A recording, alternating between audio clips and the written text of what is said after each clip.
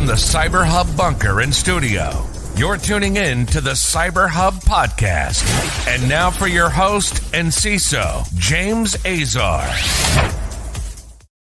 Well, good morning, everyone. Thursday, September 15th, 2022. I'm losing my voice, and that can't be. All right. Welcome to our final show for the week here, September 15th, 2022. I've said that already, right? So let's get the ball rolling. In my traditional setting where I can make myself a lovely, delicious, warm, caffeinated, highly concentrated cup of coffee. But because I don't have that, I will wish you all a coffee cup. Cheers. Go to cyberhubpodcast.com, find all of their latest content, find us on your favorite podcast listening platform, go to our YouTube channel, give us a subscribe, watch some of our old episodes. Our CISO Talks never go out of style there, and you can stream our entire playlist, same thing on your audio platform as we prepare for a new season. Now, let's get into today's show. We'll start off with SAP patching a high-severity flaw in Business One, BusinessObjects, and GRC. So this was part of their Patch Tuesday release, and the newly released security notes deal with high-severity vulnerability in Business One that could lead to escalation of privileges. Track the CVE 2022-352-902 with a CVSS score of 7.8. The issue is described as an uncoded service path vulnerability. SAP also addressed a high-severity vulnerability in Business Objects, CVE 2022-390014, with a CVSS score of 7.7, which could provide an attacker with access to unencrypted sensitive information. In SAP GRC, the third high-severity flaw that SAP resolved this month could be exploited by an authenticated attacker to access a firefighter session after it has been closed and the firefighter logon pad. Track the CVE 2022-3908. 01, get those patched. Two back-to-back stories here on Microsoft. The first one is that Microsoft Teams is storing authentication tokens as clear text in both Windows, Linux, and Mac.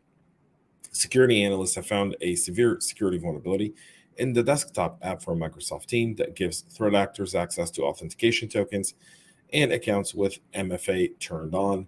Microsoft Teams, which is, Microsoft's version of Slack, right? The newly discovered security issue impacts versions application for Windows, Linux, and Mac and refers to Microsoft Teams storing user authentication tokens in clear text without protecting access to them. An attacker with local access on a system where Microsoft Teams is installed could steal the tokens and use them to log into the victim's account. Doesn't require any special permission or advanced malware to get away with what is a major internal flaw. Microsoft Teams, being an Electron app, means that it runs in the browser window, completes with all the elements required by a regular web page, cookies, web strings, logs, etc. Electron does not support encryption or protected file locations by default, so while the framework is versatile and easy to use, it's not really secure enough for developing mission-critical products. And so this was analyzed here, and you can obviously see the auth token bearer here in the example. The biggest concern of this flaw would be abused by information stealing malware that have become one of the most commonly distributed payloads in phishing campaigns. As risk mitigation, while a patch unlikely to be released to switch to the browser version of Teams by using Edge to load the app. And I don't know how viable that is. Microsoft has replied to this as of yesterday, saying the technique described does not meet our bar for immediate servicing as it requires an attacker to first gain access to a target network. They appreciate Vector's partnership in identifying and responsibly disclosing the issue. This goes on where Microsoft 365 now auto-updates apps on locked or idle devices. What a great feature. Microsoft says that customers will see fewer Microsoft 365 update notifications because Office apps will update automatically while their computers are locked or idle. The new feature is known as Update Under Lock, and it uses click-to-run delivery technology that makes the update process faster and more secure. And I think for many people who have to deal with patch management in IT, this is a huge, huge win. This new update mechanism will be used to keep Microsoft 365 apps up to date on Windows devices for 365 subscriptions, Visio, Teams, and many, many more. The U.S. government wants security guarantees from software vendors. Yesterday on the show, we talked about the upcoming announcement by the White House and the Office of OMP on issuing new guidance for the aim of ensuring that federal agencies only use secure software. The guidance, which was named so cleverly, enhancing the security of the software supply chain through secure software development practices. builds on the cybersecurity executive order signed by President Biden in May of last year. In the memorandum from the OMB, it requires federal agencies to comply with NIST guidance for secure software development and supply chain security. When using third-party software in order to ensure compliance, agencies will have to at least obtain a self-attestation form from software developers whose products they are using or plan on using. It's like we don't learn from our mistakes. A software producer's self-attestation serves as a conformance statement described by the NIST guidance. The agency must obtain a self-attestation for all third-party software subjects to the requirements of this memorandum used by the agency, including software renewal and major version changes. So here's the challenge with this. Anyone will sign a self-attestation. You don't think a Russian would sign a software company that develops somewhere cheaply in Eastern Europe would sign it and saying it's secure without really knowing what they have? We've seen these before. This is just... It's kind of like, hey, we're doing something, but we're not really doing anything. The way to do this is a software bill of materials.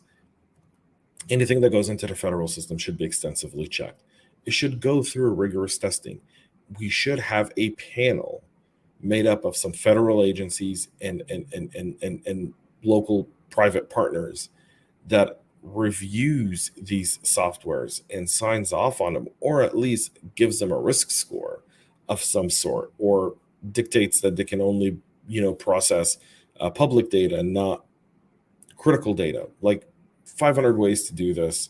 And I feel like, I was really looking forward to this coming out from OMP, especially because it was coming from security professionals, and the self-attestation piece of it just took the winds out of my sails personally, because I felt like now we can have a legitimate discussion over software and supply chain security, and that wasn't the case with this one. Another blown opportunity by the security community, specifically here on the federal government side, to really start setting standards outside of looking at NIST. And NIST does some really incredible work. I get it. That's not where I'm coming to. But what I'm trying to get to is, with all the work NIST is doing, and with all the work NSA and CISA and FBI and private public partnership and private organizations that are figuring this stuff out, and adding it in contracts, you could come here and you could have really made a dent to it. And instead, you're just requiring federal agencies to obtain a self-attestation form from your software vendors, so that in the event you're compromised, meaning after the fact, you can charge someone with something, saying you lied on a document.